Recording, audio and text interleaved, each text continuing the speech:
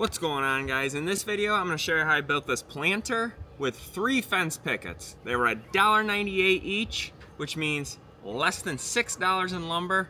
I built this beautiful planter box. Springtime is the perfect time to make planters. Follow along, I make it super easy. I do have plans available if you feel like supporting the channel and you like physical plans. So let's get started and build this planter. Alrighty guys, we are at it with another planter box. This one will be the 4th planter box on the channel.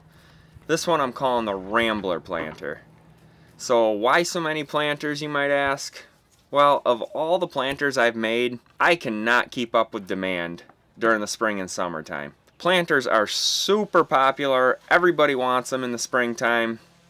And on top of all that, it is Mother's Day too. So it's good to have an inventory built up before Mother's Day. And tons of people buy them for Mother's Day. So you gotta stick with what works. On top of the demand being high, they are cheap and easy to build as well. So that's all a recipe for success if you're making stuff to sell. In this video I'm going to show you how to build one, but just remember, for every 3 pickets you buy, that equals 1 planter. So first step is to sand the roughness out. The fence pickets are pretty rough cut. There's a lot of stuff hanging off of them, so I use an 80 grit sandpaper to just run it over real quick just to smooth it out. Nothing too crazy. I like to keep a little bit of the rough cut there, but not so rough where you get a sliver just moving the thing around. So you might be wondering why I'm calling this the Rambler planter. Well, as some of you know, I live on the road full time in my 5th wheel camper, and I bounce around from RV park to RV park. And this particular RV park I'm staying at is called Rambler's Rest. It's in Venice, Florida. So I named it the Rambler.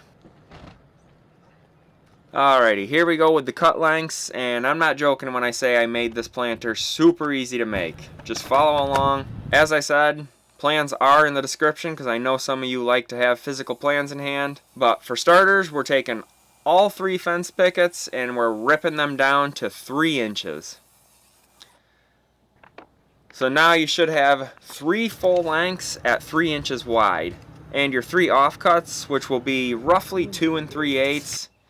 They will probably be a little over that, just because these fence pickets vary so much in width, and they're not usually perfect like dimensional lumber is. So double check your offcuts, and if they're a little over like mine were, rip them down to 2 3/8. If they're exactly at 2 3/8 or even a hair under, no biggie, just leave them, you're good to go. So basically this planter is going to be made up with 2 different sub-assemblies. There's going to be an A-side panel and a B-side panel. And there's going to be 2 of them for each, making up a total of 4 panels. So what I do is cut all the cut lengths for the A-side and B-side panels, which is the legs, the middle boards, as well as the cross connectors. The trim pieces and the floorboards I will cut after out of the excess pieces at the end. I'll show you that. But while cutting these, be sure to keep everything labeled. The only difference with the cross connectors is that they need to be 1 1/8 in width. So I ripped the 2 3/8 in half, and that gives me 2 cross connectors for each piece. Alright guys, let me show you what we got here. So basically out of all this, we are going to make 4 separate panels. There's going to be 2 identical A-side panels and then 2 identical B-side panels. So what I got here is 4 A-side legs. These are the A cross connectors, I call them. These will all be in the plans if you want to purchase the plans. They're only $5 and it supports the channel. So these are the middle boards. These are A and B, but they're identical. The B cross connectors, and finally the B legs. So we're going to put this together first, and then there's going to be 2 other cut lengths that we got to do. The trim pieces out of what's left, as well as the floorboards if you decide you need those. Okay. We are going to start with the B side. So basically you take 2 legs, make sure your show side is face down.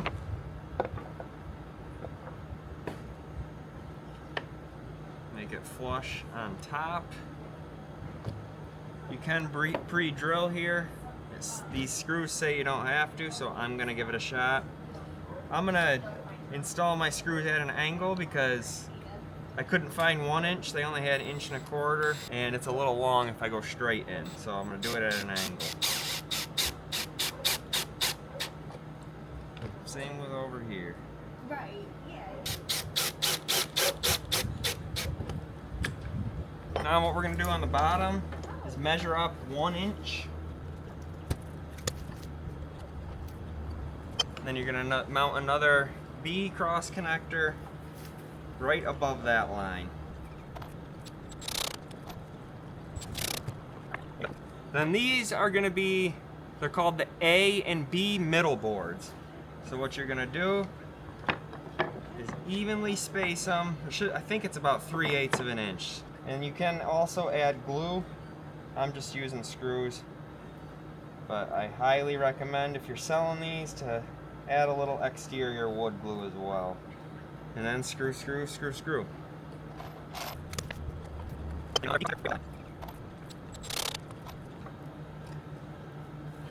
Okay. There's your first B panel. And we are going to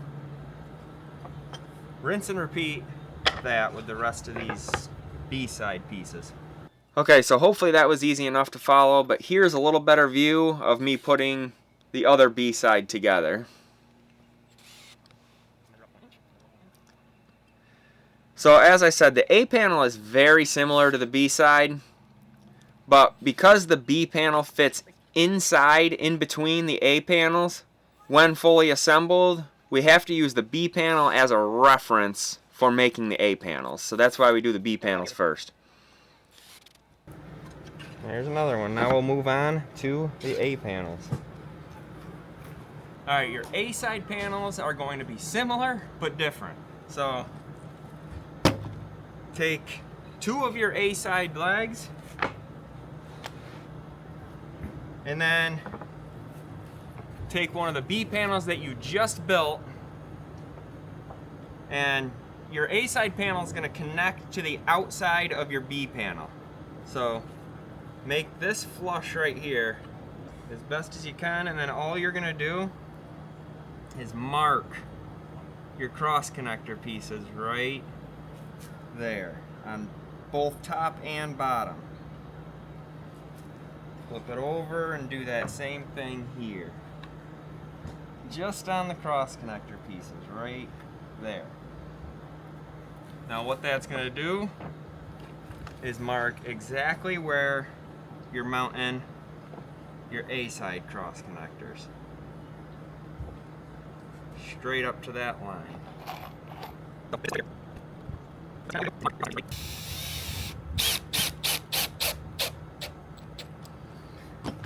Now at this point, it's the same. Take 2 of your A, B middle boards and evenly space them just like you did on the B side panel.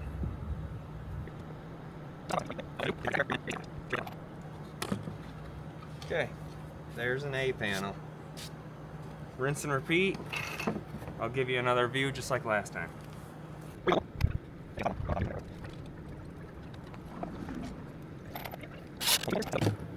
Okay, another A panel. Okay, so we got 2 A panels, 2 B panels. Okay, now all that's left, like I said, take your A panel, and the B panel is going to fit inside of your A panel where you left these gaps. So simply just like that. So 3 screws.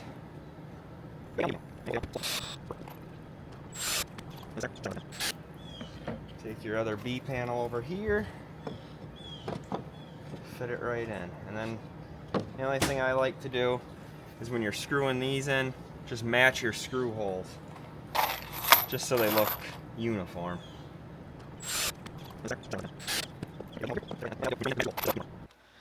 And then what's left of the 2 3/8 width out of your excess pieces is where the trim pieces will come from.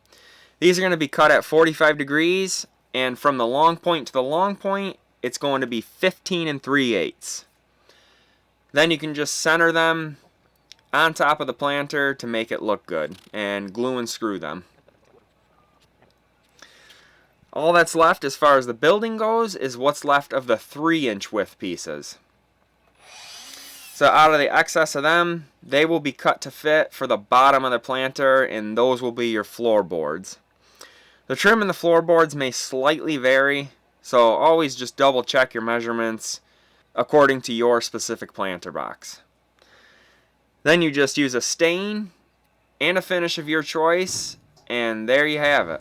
I used a Minwax stain and then top coated it with Minwax Spar urethane, and that seems to be working really well.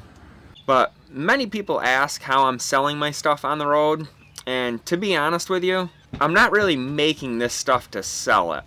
I simply like to design things just to keep this channel going, and then simply share that with you. Being that I live on the road at RV parks, I can't really batch this stuff out and make any real money. So I like to make one of the products, kind of like a framework for you to go by, and then hopefully sell the plans to that build, where I can make a little income from that and keep that going.